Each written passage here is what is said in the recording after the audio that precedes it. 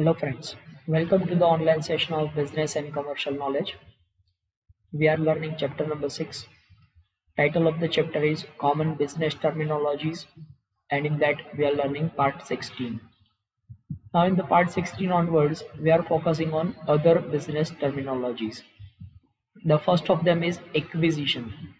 Acquisition word આવ્યો છે acquire ઉપરથી. Acquire એટલે મેળવી લેવું અથવા પોતાની અંદર સમાવી લેવું. When one organization takes over the other organization and controls all its business organization, it is known as acquisition. જ્યારે એક લાર્જ સાઇઝ ઓર્ગેનાઇઝેશન છે બીજી કોઈ સ્મોલ સાઇઝ ઓર્ગેનાઇઝેશનને પોતાની અંદર સમાવી લે, મતલબ કે એક સ્ટ્રોંગ ઓર્ગેનાઇઝેશન છે એક્સ અને બીજી એક વીક ઓર્ગેનાઇઝેશન છે વાય. જ્યારે આ સ્ટ્રોંગ ઓર્ગેનાઇઝેશન એક વીક ઓર્ગેનાઇઝેશન વાયને પોતાની અંદર સમાવી લે અને વાયનો કમ્પ્લીટ બિઝનેસ ટેક ઓવર કરી લે, કંપની વાય છે એના બધા જ ટ્રાન્ઝેક્શન્સ એ પોતે ટેક ઓવર કરી લે, તો અહીંયા એક્સ દ્વારા વાયનું એક્વિઝિશન થયું છે એમ કહી શકાય. તો it is simple of process of acquisition when financially strong organisation overpowers the weaker one. મતલબ ફાઇનાન્શિયલી સ્ટ્રોંગ કંપની છે એ ફાઇનાન્શિયલી વીક કંપની છે પોતાની અંદર સમાવી લે તો એને એક્વિઝિશન કર્યું છે એમ કહેવાય. And bankruptcy. બેંકરપ્સી એનું ગુજરાતી કરીએ તો એને કહેવાય નાદારી. તો bankruptcy refers to economic insolvency, એટલે કે આર્થિક નાદારી, wherein the person's assets are liquidated to pay off all liabilities with the help of bankruptcy trustee or court of law.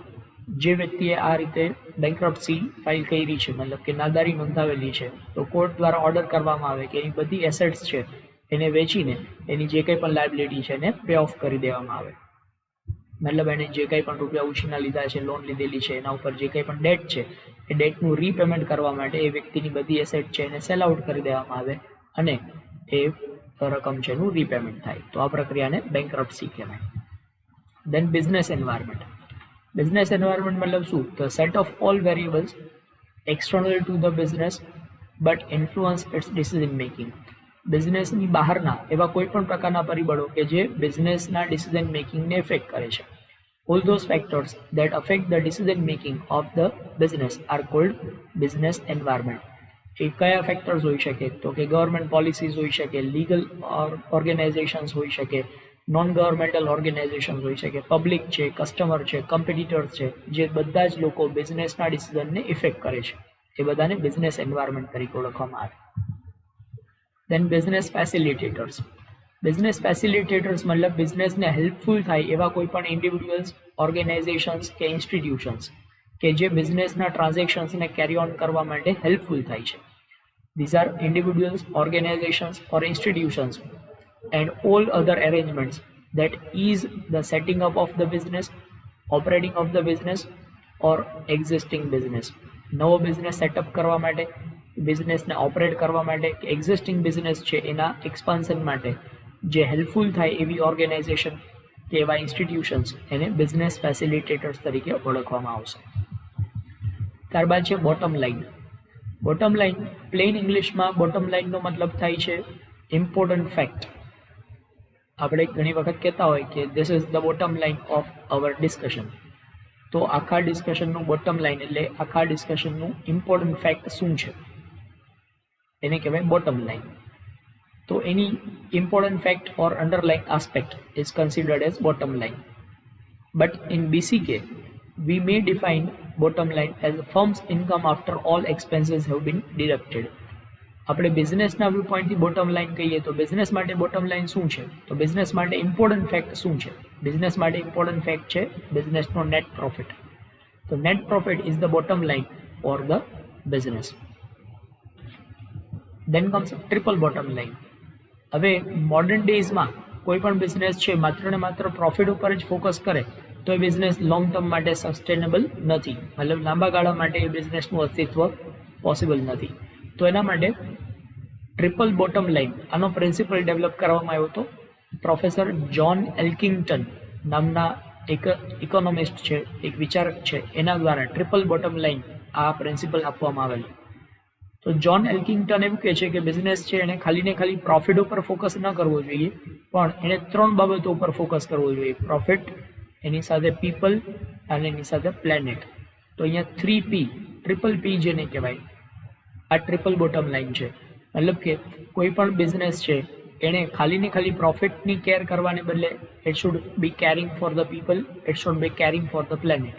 મતલબ કે એને કસ્ટમર્સ, પોતાના એમ્પ્લોઈઝ, આ બધાનું ધ્યાન રાખવાનું છે અને સાથે સાથે એન્વાયરમેન્ટનું પણ ધ્યાન રાખવાનું છે. પ્લેનેટ એટલે અર્થનું ધ્યાન રાખવાનું છે, પૃથ્વીનું ધ્યાન રાખવાનું છે, પોલ્યુશન નથી કરવાનું અને અર્થને કોઈ પણ પ્રકારનું નુકસાન નથી પહોંચાડવાનું. તો આમ ત્રણેય વસ્તુઓને ધ્યાનમાં રાખીને બિઝનેસ કરવાનો છે. એને ટ્રિપલ બોટમ લાઈન તરીકે ઓળખવામાં આવશે. ત્યારબાદ corporate form of business organisation. 2 પ્રકારની બિઝનેસ ઓર્ગેનાઇઝેશન હોય: કોર્પોરેટ ફોર્મ અને પ્રોપ્રાઇટરી ફોર્મ. કોર્પોરેટ ફોર્મ એટલે શું? તો કે જ્યાં ઓનરશિપ અને મેનેજમેન્ટ બંને અલગ અલગ છે. These are the form of business organization where in the eye of law business entity is distinct from the owner. Business અને બિઝનેસના ઓનર બંને સેપરેટ એન્ટિટી ધરાવે છે, અલગ વ્યક્તિત્વ ધરાવે છે, તો એને કોર્પોરેટ ફોર્મ ઓફ ઓર્ગેનાઇઝેશન કહેવાય. દાખલા તરીકે તમને લોકોને ખબર છે કંપની, તો કંપની એનું ઓનરશિપ અલગ લોકો પાસે છે અને એનું મેનેજમેન્ટ અલગ લોકો પાસે છે. તો કોઈ કંપની છે એ કંપનીના ઓનર કોણ? તો કંપનીના ઓનર છે share holders. Share holders are the owner of the company. પણ એ કંપનીનું મેનેજમેન્ટ કોણ ચલાવે છે? તો કે મેનેજમેન્ટ ચલાવે છે કંપનીના ડાયરેક્ટર્સ. તો ડિરેક્ટર્સ આર ધ મેનેજર્સ. તો અહીંયા મેનેજમેન્ટ અને ઓનરશિપ બંને અલગ અલગ લોકોની પાસે છે. કંપની એક અલગ વ્યક્તિત્વ ધરાવે છે. તો આવા પ્રકારનું ફોર્મ ઓફ ઓર્ગેનાઇઝેશન છે એને કહેવાય કોર્પોરેટ ફોર્મ ઓફ ઓર્ગેનાઇઝેશન. તો કંપની અહીંયા આર્ટિફિશિયલ લીગલ પર્સન તરીકે કન્સિડર કરવામાં આવે છે. Liability of the business owners is limited. આ શેર હોલ્ડર્સ છે એની લાયબિલિટી લિમિટેડ લાયબિલિટી છે, મતલબ કે એ લોકોએ જેટલી રકમ એમાં ઇન્વેસ્ટ કરી છે એટલા પૂરતી જ એની લાયબિલિટી છે, બરાબર. તો આ પ્રકારનું ઓર્ગેનાઇઝેશન એને કહેવાશે કોર્પોરેટ ફોર્મ ઓફ ઓર્ગેનાઇઝેશન. ત્યારબાદ આવે proprietary form of organisation. Proprietary form મતલબ જ્યાં ઓનરશિપ અને મેનેજમેન્ટ બંને એક જ લોકોના હાથમાં છે અને બિઝનેસ છે એ લીગલ એન્ટિટી સેપરેટ નથી ધરાવતી, તો એને પ્રોપ્રાઇટરી ફોર્મ ઓફ ઓર્ગેનાઇઝેશન કહેવાય. These are the forms of business organization where the law does not distinguish between the business as a separate entity distinct from its owners. બિઝનેસના owner અને business બંને એક જ છે અને લાયબિલિટી છે એ પણ લિમિટેડ લાયબિલિટી નથી. તો એવા સંજોગોમાં એને પ્રોપ્રાઇટરી ફોર્મ તરીકે ઓળખવામાં આવશે. દાખલા તરીકે સોલ પ્રોપ્રાઇટરશિપ ફોર્મ અને પાર્ટનરશિપ ફોર્મ આ બંને પ્રોપ્રાઇટરી ફોર્મ કહેવાય. શું કામ? કારણ કે પાર્ટનરશિપ ફોર્મ હોય તો પાર્ટનરશિપ ફોર્મની અંદર પાર્ટનર એ જ બિઝનેસના ઓનર છે અને એ જ લોકો બિઝનેસનું મેનેજમેન્ટ ચલાવે છે.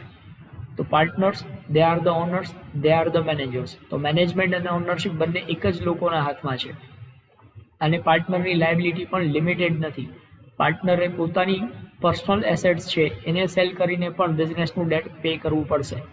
તો આ પ્રકારનું ઓર્ગેનાઇઝેશન છે એને પ્રોપ્રાઇટરી ફોર્મ ઓફ ઓર્ગેનાઇઝેશન કહેવાય છે. દેન કોર્પોરેટ ગવર્નન્સ. હવે જ્યાં કોર્પોરેટ ફોર્મ ઓફ ઓર્ગેનાઇઝેશન છે ત્યાં આપણે વાત કરી કે શેર હોલ્ડર્સ એના ઓનર્સ છે, પણ શેર હોલ્ડર્સ છે એને મેનેજ નથી કરતા. એને મેનેજ કોણ કરે છે? તો મેનેજ કરે છે ડિરેક્ટર્સ. તો આ ડિરેક્ટર્સ છે એની ઉપર વોચ રાખવા માટેની કોઈ સિસ્ટમ હોવી જોઈએ જેથી કરીને ડિરેક્ટર્સ છે એ કોઈ મિસમેનેજમેન્ટ ન કરે, કંપનીને નુકસાન ન પહોંચાડે, કંપનીના શેર હોલ્ડર્સને નુકસાન ન પહોંચાડે. તો એની ઉપર એક ઓબ્ઝર્વેશન રાખવું જોઈએ, એની ઉપર એક વોચ રાખવી જોઈએ. આ વોચ રાખવા માટેની જે સિસ્ટમ છે એને કહેવાય છે corporate governance.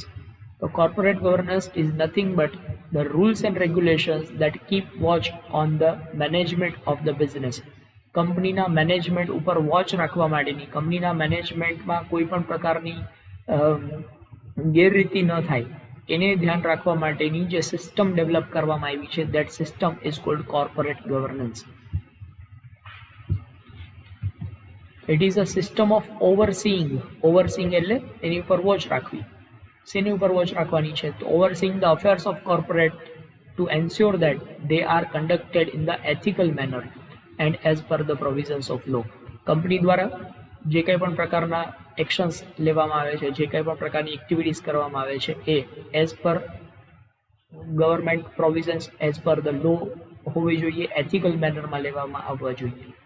The mechanism of corporate governance includes the board of directors who appoint, oversee and reward the management team.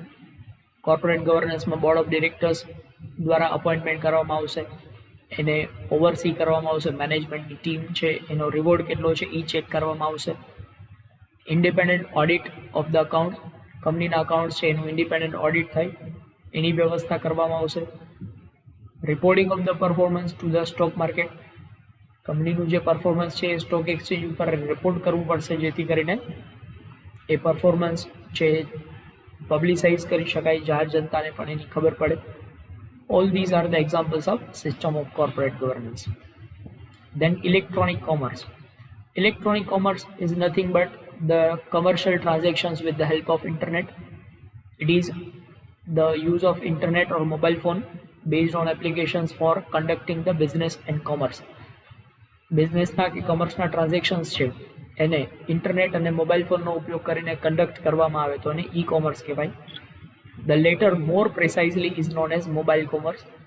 It includes not only such pure e-commerce business as Amazon, but also includes the business functions such as e-marketing, internet marketing, etc. Usually, typically e-commerce retailing will have an order, replacement, tracking, delivery, and as well as online payment. E-commerce websites છે તો એ આ બધા પ્રકારની facility provide કરતી હશે. e-commerce website order place કરવા માટેની facility, order આપ્યા પછી એ ઓર્ડર ક્યાં સુધી પહોંચ્યો છે એનું ટ્રેકિંગ કરવાની ફેસિલિટી, ડિલિવરી કમ્પ્લીટ થઈ છે કે નહીં એ ટ્રેક કરવા માટેની ફેસિલિટી, ઓનલાઈન પેમેન્ટ કરવાની ફેસિલિટી, આ બધી ફેસિલિટી છે એ ઈ કોમર્સ પ્લેટફોર્મ દ્વારા આપવામાં આવતી હોય છે. મતલબ complete business transaction with the help of internet is called e commerce. Then electronic filing. Electronic filing is a system of filing information required by the regulators, government and other electronically. દાખલા તરીકે taxation, ટેક્સનું તમે જે return file કરો છો એ online તમે return file કરો તો that is considered as E filing or electronic filing. Then comes goodwill. Goodwill in accounting sense is the difference between what the company pays when it buys the assets of another company and the book value of those assets. Goodwill મતલબ accounting ટર્મમાં જ્યારે તમે કોઈ એક ફોર્મને by કરો છો, ફોર્મને તમે પરચેઝ કરવા માગો છો તો ફોર્મની જે બુક વેલ્યુ છે આ બુક વેલ્યુ કરતાં ઓવર એન્ડ અબાઉ તમે જે રકમ પે કરશો એને કહેવાશે ગુડવિલ.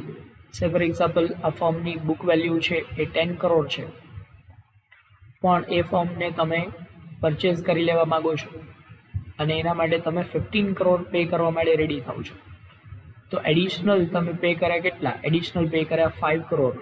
આ 5 કરોડ એ ફર્મની ગુડવિલ છે એમ કહી શકાય. તો ફર્મની બુક વેલ્યુ કરતાં ઓવર એન્ડ અબાઉ તમે જે અમાઉન્ટ પે કરો છો એ ફર્મની ગુડવિલ છે. એ શું કામ તમે વધારાની રકમ પે કરતા હોય તો it is because firms good reputation, loyalty of the customers and so many other reasons because તમે એને અમાઉન્ટ પે કરવા માટે રેડી થાવ છો. So that is called goodwill. So these are other terminologies which are useful for your examination. I hope you understood well. Thank you.